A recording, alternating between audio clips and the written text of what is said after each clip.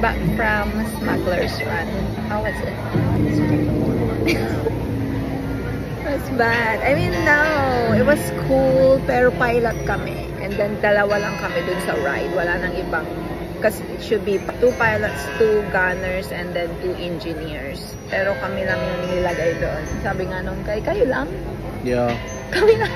Naka-VIP treatment kami. Kami yung nag-drive nung, what do you call it, spaceship? The Millennium Falcon.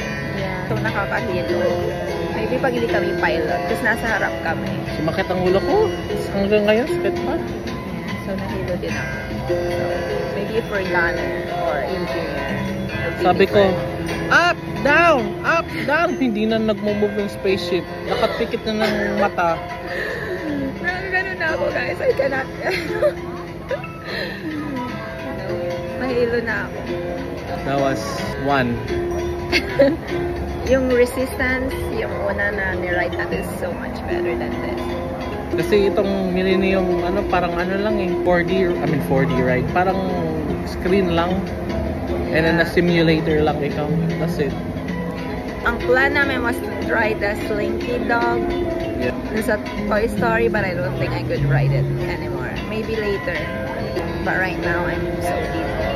So, ano na lang. Kasi ang next namin is, anong next natin? Yung Star Tour. Oh, Star Tours. Meron kaming Star Tours. It's also a ride. Sabi, thrill, small drops, and dark, and loud.